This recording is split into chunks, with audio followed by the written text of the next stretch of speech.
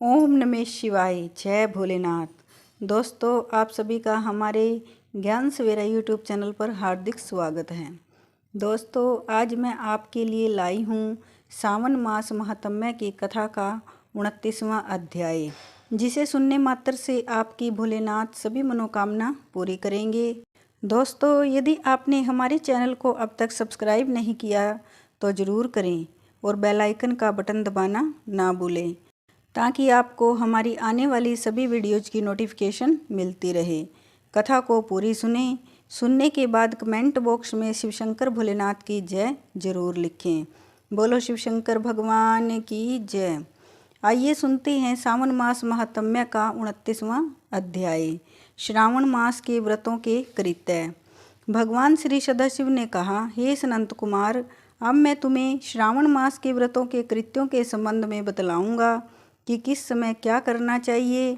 हे तात, जो कुछ मैं तुमसे कहने जा रहा हूँ उसे तुम ध्यानपूर्वक सुनो। मैं तुम्हें बतलाना चाहता हूँ कि श्रावण मास की तिथि किस समय की लेनी चाहिए, किस समय क्या प्रधान है, पूजन तथा जागरण आदि कैसे करना चाहिए।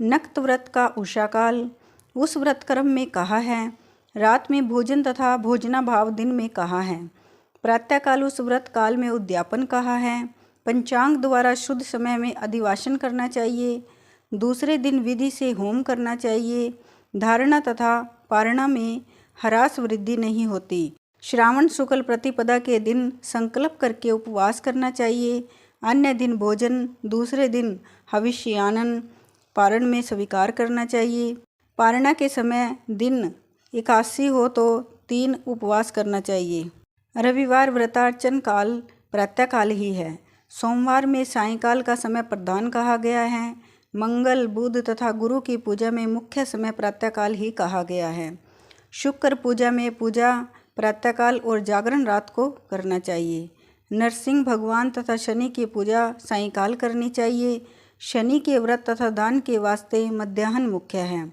हनुमान जी की पूजा मध्याह्न तथा अश्वस्त पूजा प्रातःकाल में की जाती है। हे विपर, रोटक व्रत में प्रतिपदा तथा सोमवार सहित त्रिमूर्तोहार स्वीकृत है, नहीं तो पहले की तिथि ग्राह्य है। उदुम्बरी द्वितीया संध्या व्यापनी तृतीया युक्त पूर्व वेदित लेनी चाहिए, स्वर्ण गौरी में चतुर्थी युक्त हो, दोनों दिन साय व्यापनी हो तो तृतीया है, गणेश पूजा में तृतीया विद चतुर्थी है, नाग पूजा में षष्ठी युक्त पंचमी है, सुपोदन व्रत में साय व्यापनी सप्तमी युक्त षष्ठी है, शीतला व्रत में मध्याह्न व्यापनी सप्तमी है, देवी के पवित्रारोपण में रात्रि युता अष्टमी तिथि है, कुमारी में रात्रि व्यापनी नौमी उत्तम है, आशा में रात्रि व्यापनी दसवीं है। हे तात, 10वीं विदा एकादशी अग्राह्य है, उसके वेग को बतलाता हूँ। अरुणोदय समय 10वीं वेद वैष्णवों के यहाँ होता है, सूर्योदय समय में स्मार्तों के यहाँ 10वीं वेद होता है। इस रीति द्वारा द्वादशी पवित्रारोपण में कही गई है।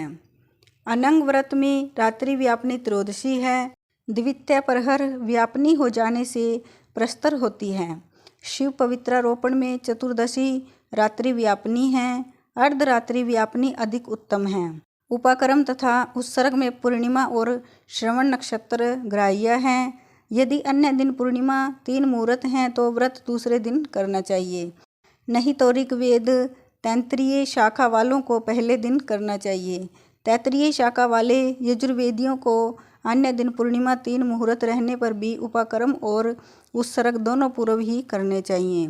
पूरे दिन पूर्णिमा तथा श्रवण नक्षत्र 1 मुहूर्तोत्तर संबंध हो और अन्य 2 दिन मुहूर्त के भीतर पूर्णिमा श्रवण नक्षत्र समाप्त हो तो पूर्व दिन करना चाहिए।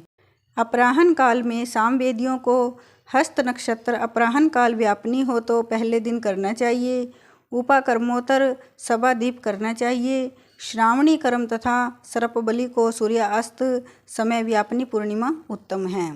हैग्रीवोत्सव में पूर्णिमा मध्याह्न व्यापनी लेनी चाहिए, रक्षाबंधन कार्य में अपराह्न व्यापनी पूर्णिमा ग्राह्य है, चंद्रोदय व्यापनी संकट चतुर्थी स्वीकृत है, चतुर्थी चंद्रोदय व्यापनी दिन में हो अथवा ना हो तो पहले दिन करनी चाहिए, क्योंकि तृतीया के दिन चतुर्थी हो जाने से वह महत्व पुण्य फलप्रद होती है। हे तात, व्रती को पहले दिन गणनाथ को प्रसन्न करने वाली चतुर्थी का व्रत करना चाहिए।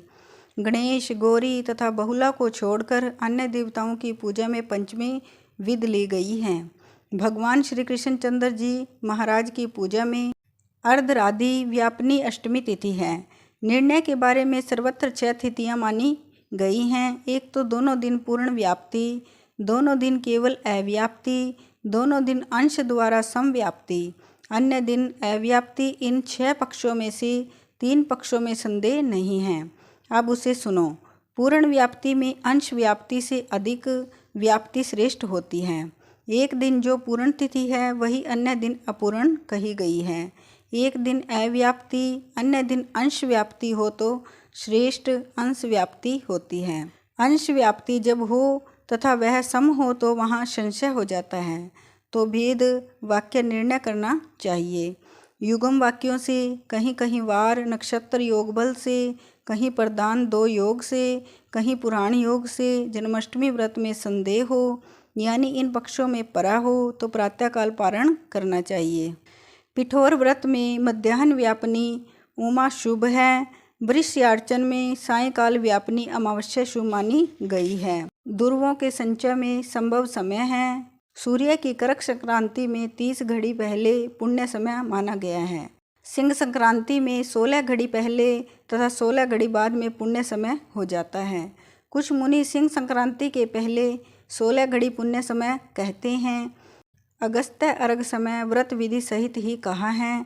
हे तात, मैंने तुम्हें यह कर्मों का काल निर्णय कहा है। इस अध्याय को जो सुनता है तथा जो इसे सुनाता है उसको श्रावण मास के सभी व्रतों के फल की प्राप्ति हो जाती है। बोलिए शिव शंकर भगवान की जय।